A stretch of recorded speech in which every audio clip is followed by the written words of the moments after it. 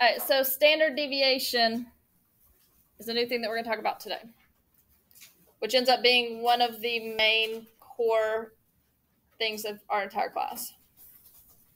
And I'm not going to tell you what it is or what it means yet. We're just going to go straight into figuring out how to do it. I do not need you to write down until I tell you to.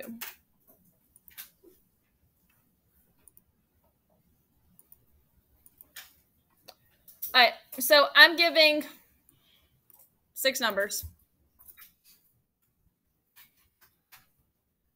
12, 14, 15, 12, 15, and 10. Easy numbers. Go ahead and write down just those numbers.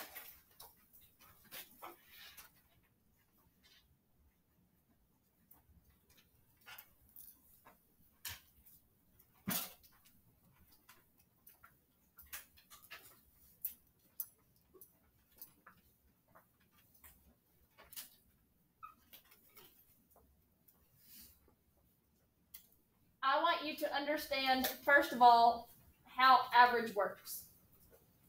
And so now, don't write until I tell you to. So the idea of average works as numbers playing tug of war with each other.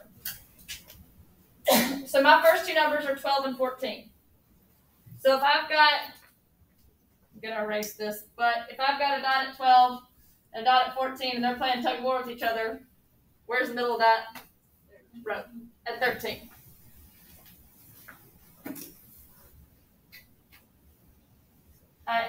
If I now add in 15, you don't have to give me a specific number. So basically this says, hey buddy, come help me out.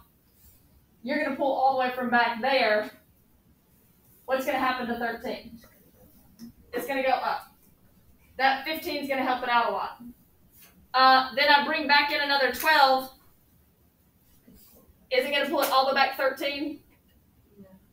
So this is the idea that happens with me.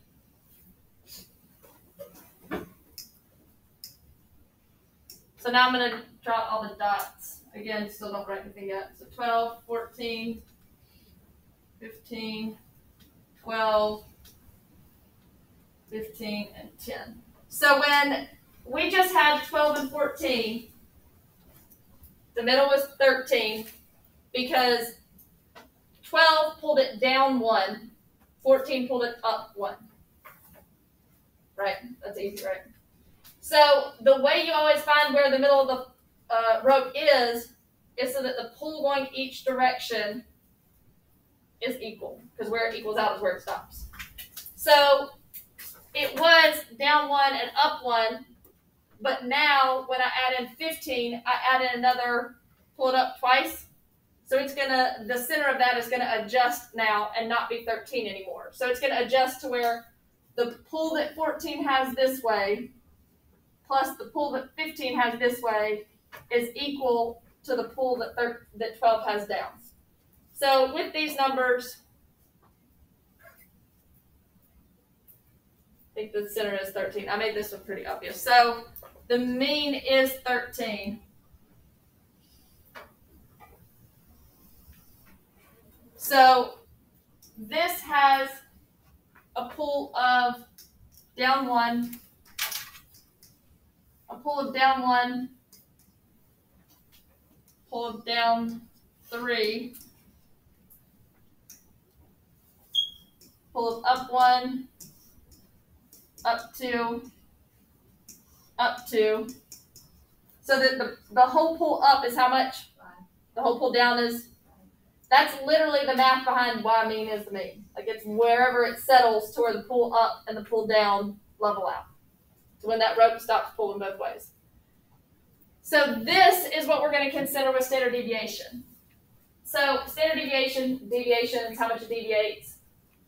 Now we're going to look at it. So the number line thing right here, you might not know where I'm going with this, but y'all can follow this picture and get what's going on. So now I'm going to switch it and all of a sudden be like, okay, we're doing the bullseye. So the bullseye, the center ring, is going to be what? 13. And I am no longer looking at this like a number line where it's either up or down. I am only looking at this as it's there or it's away from there. So where would 12 be? How far away from 13 is 12? So somewhere in this range. Where is 14? Still here. Where is 15? Somewhere in this range. Where's 12? Another 12, another 15, and then what about 10? So when we start looking at standard deviation, we basically don't look at the idea of if they're positive or negative. We look at how much they pulled. So we have 1 pulling 3 away, we have 2 pulling 2 away, and we have 3 pulling 1 away. So we have, now we're looking at this just in terms of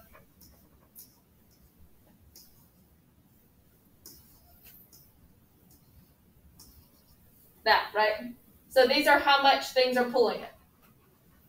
If we want to know how much it's spread out, we can look at these, just these themselves, and do something with those to figure out how much it's pulling it, or how consistent they are. What did we do with these numbers? Initially, found the what? What is this? The what of these? The mean, the average. So we found the average of these. We're going to also find the average of these and figure out, on average, how much did they pull this. So here, we'll just do this real quick. 3, 5, 7, 10, all right. Right. So it gives me a total of 10. How many numbers are there? 6. So the total pull was 10. How many numbers did we have? We had 5. Or do we have 6? So it's 10 divided by 6.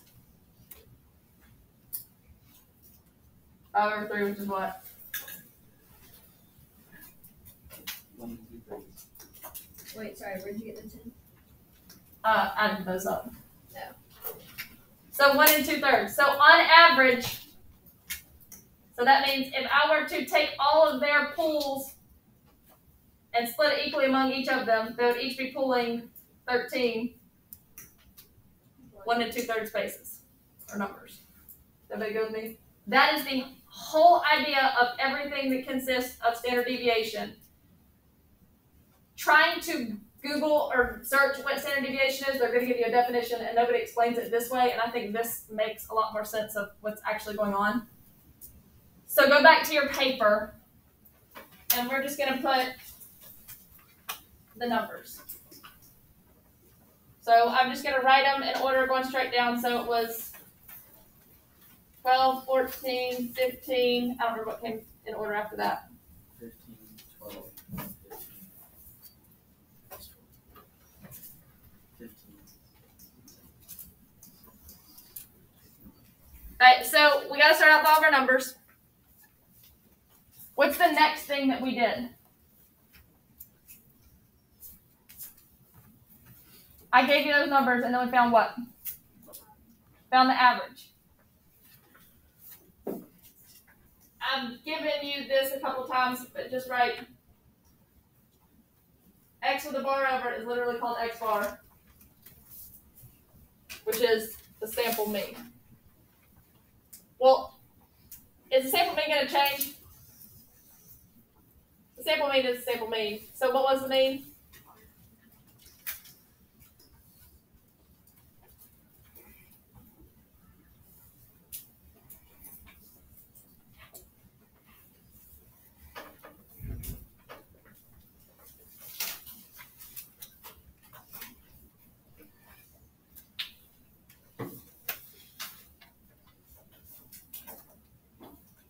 What is the next thing that we did?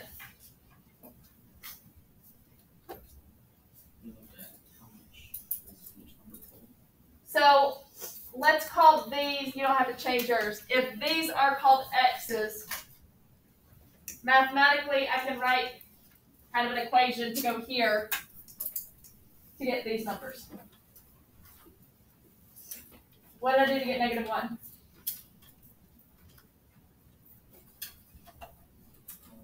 algebra 1. What? 12 minus 13. So I took 12 minus 13, so give me an equation to put here. X minus Come on, Ken.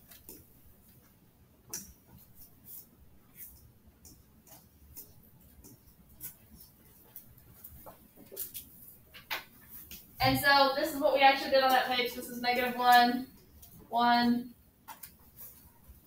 2, -1, 2, -3.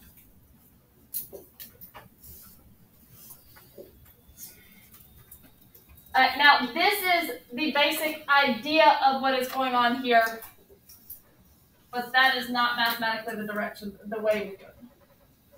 So, all I did was just switch them all from negative and then just made them all positive, or made everything positive. Mathematically, unless you do absolute values, you can't do that. Calculus doesn't like absolute values, so we don't build absolute values that much with statistics.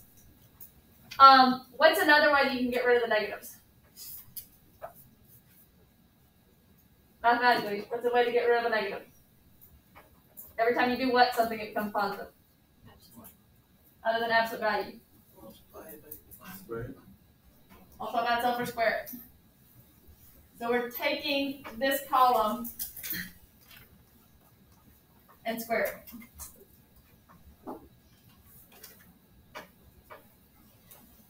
So this gives me 1, 1, 4, 1, 4, 9. So that is the squared distance from the mean. And then let's add up all of those. So 9 plus 1 gives me 10. Here's 15. Here's so 5, 5, 10. So it gives me what?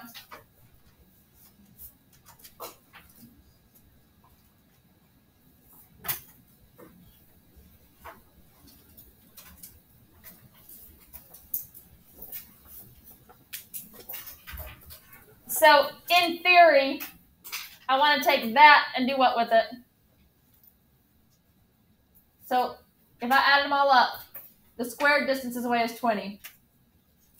But I want it to find an average of them, so I do what with it?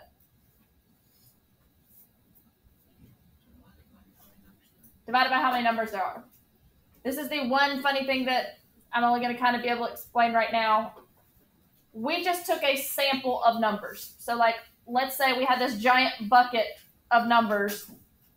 I randomly picked out 6 of them. It could be the fact that I happened to get 6 that were really close together, and that's not always the case. Or I picked the 6 that were the closest together, and there might be some that are like 2 and 24 in there. So to account for error, because it is a sample, instead of dividing by n, the way we account for error is you divide by n minus 1. So in our sample size was 6. So we want to take I want you to write this with me. Our last column was called what? What did we label it as?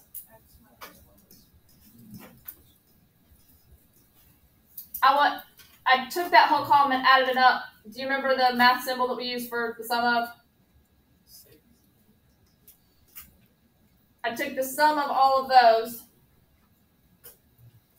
and now I'm going to divide by, instead of n, I'm accounting for error and dividing by n minus 1. This is an equation that you actually get on your AP exam. It literally tells you step by step. You take your values, subtract the mean, take those and square it, then add them up, and divide by how many there are minus 1. But right now, we're finding kind of like the average of the what values.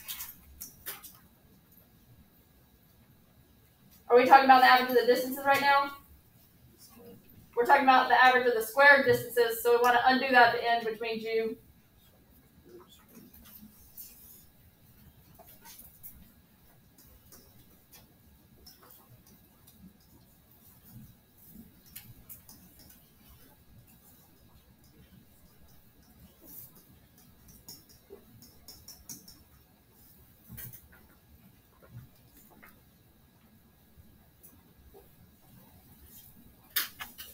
So with this problem, it would be the square root,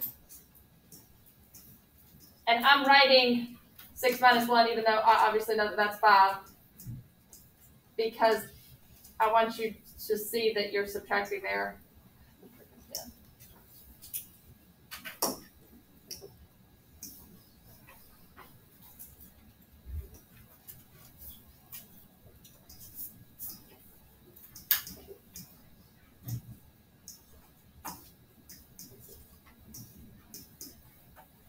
What is 20 divided by, my numbers are right, correct?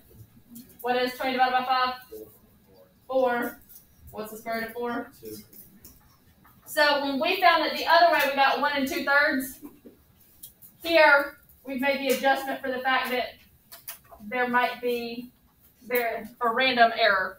The fact that the random ones we selected might have error in them, so it's a little bit higher than if we knew that those were all the numbers in set.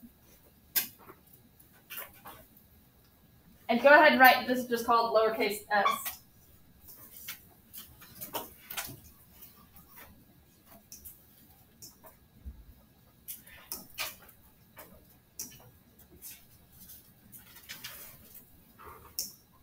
I'm not going to use this.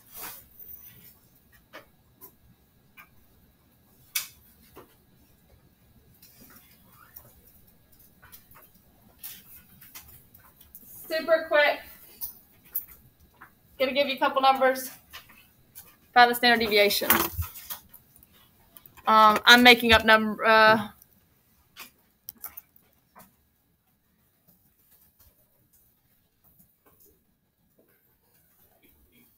me think.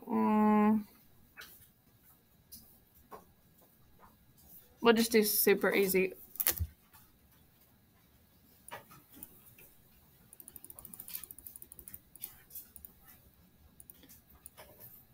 Find the standard deviation.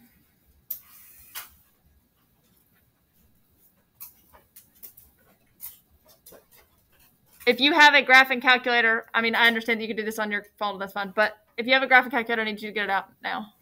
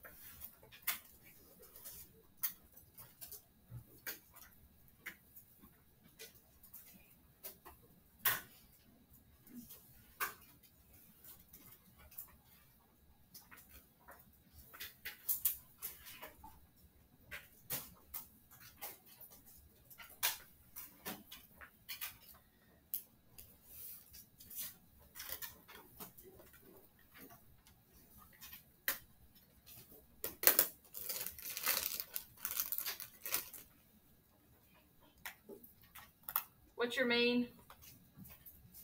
What is the mean for this problem? 4. I gave you one that's super easy on purpose.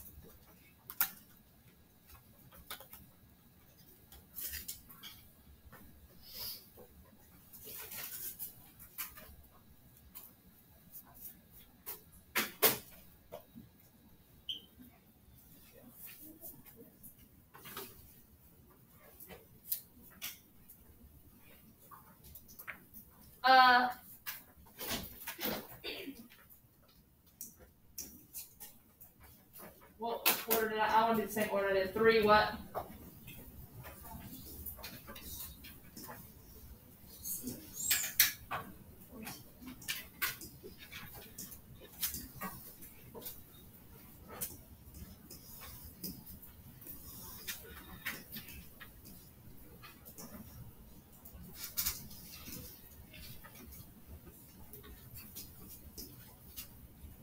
All right.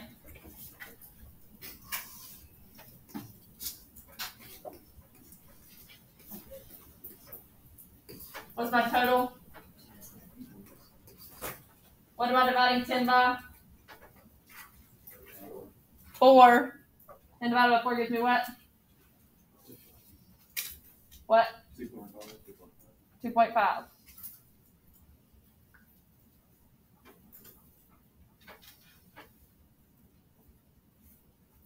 Oh, I didn't square them. Yeah, I did square them. Calculator. I'm going to teach you 2 different things. The first thing I need you, we're going to start using this a lot.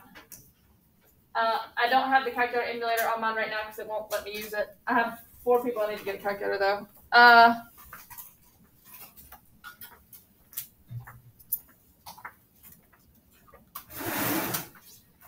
Maybe I'll teach you that in order. I'll switch to do calculator in a second so I can do this while you're writing.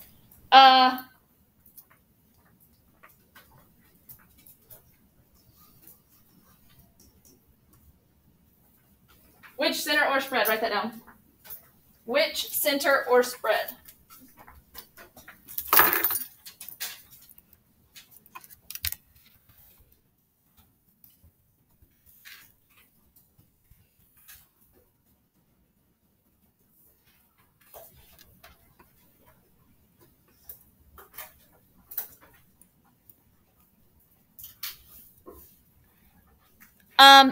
If I take these numbers that I just gave you, 3, 4, 2, 4, 3, 2, 3, 4, 5, 6, and I switch one to something really extreme. So let's say I switch this to 16.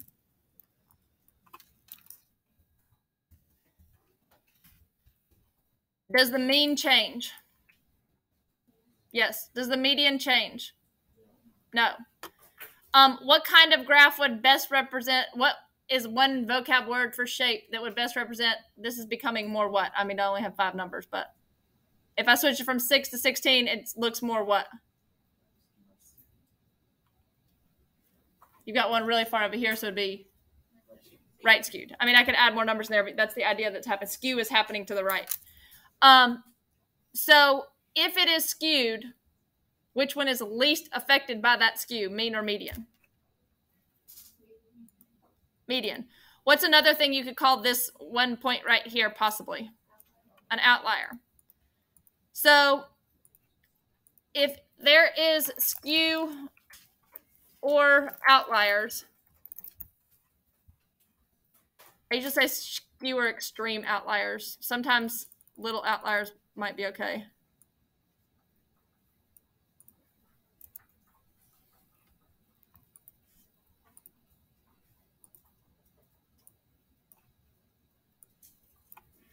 Then the measure of center we should pick is what?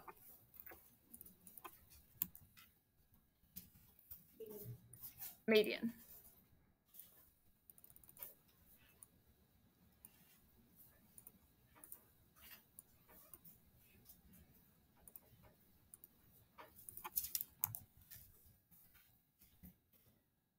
Because median is less affected by skew or outliers, so it would be a better interpretation of the center. So like if a company wanted you to come work for them and they had 3 people who worked in like the hands-on stuff and they had a CEO, if they told you the median income level, you'd be like, yeah, I want to go there, but you're going to be one of the lower people and you're never going to get anywhere close to that.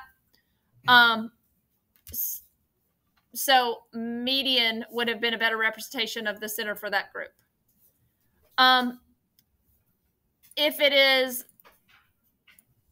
basically if it's not skew or outliers, but it's better if it's symmetric or somewhat symmetric. basically not skew or outliers, but somewhat symmetric. You don't understand the justification of why yet, but we're going to select mean if it's not. So we want to use a lot of things in statistics work better with mean, with things that we can do kind of beyond this class. But sometimes median is a better measure, and we would have to use that. So you picking your answer for shape is going to determine which answer for center is correct for yours. Now, there are times where mean would be a better measure, but I physically can't find it, but I can find median. In that case, you would have to use median. There are ones that you're comparing, and one of them would be better for mean, and one of them would be better for median, but should you compare two separate things? No. So you would say, like, this one would be best represented by median, and this one would be best represented by median, mean and median, but to compare, I'll just use both of them as pick one. Does that make sense? So, like, it's not going to be a perfect world all the time, but this is a perfect world. When we found median first. What was the next measure of spread we moved to after we had already split it? What's the next thing we found after we split median? Q1 and Q3 to find interquartile range. So we used median to get to interquartile range. So you use those two together. Are you talking about box plot? Anything in general. We make a box plot if we've done median and IQR a lot of times, though. All right, so if I've made the progress to go to mean, I then continue using that to find what measure of spread. We just did it.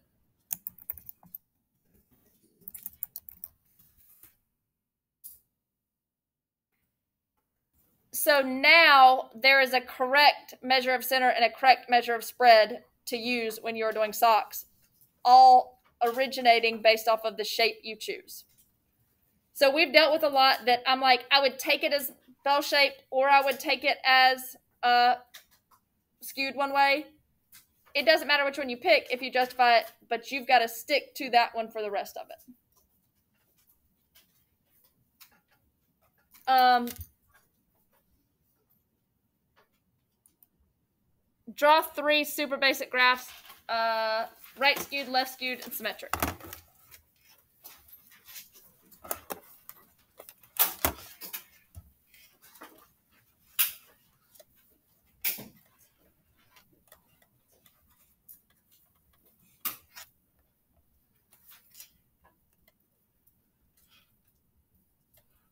It doesn't matter which order yours are in.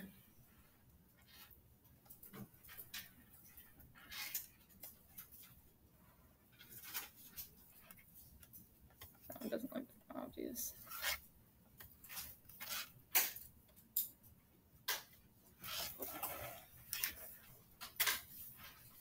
All right, so I just talked about this example right here with mean versus median when I did 2, 3, 4, 5, 6 versus 2, 3, 4, 5, 16. So when I added in 16, which one of the two got altered, mean or median?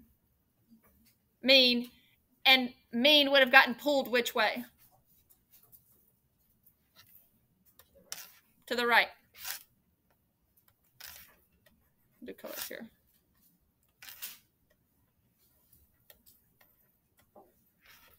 So if I tell you that a graph is right skewed,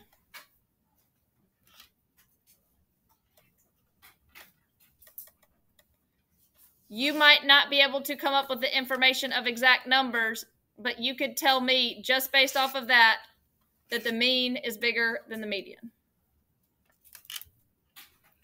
All based off of the idea that if I change that number from a 6 to a 16, it's going to pull it that direction. So the mean is going to be higher than the median.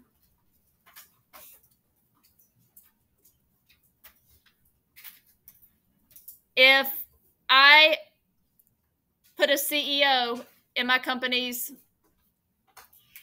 collection and they make a whole lot more, it's going to make my company look like my middle is higher, right? Because that one person is pulling that middle towards them. If I did median, it wouldn't have been affected. So that's your justification there. So what about here? The same thing but opposite. Which one's going to be on the left?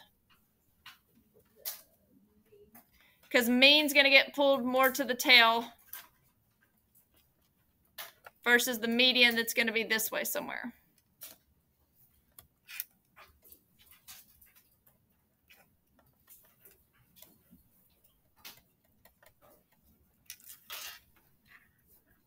So in a perfect world, if it were exactly symmetrical, what do you think is going to happen? They're going to be the same.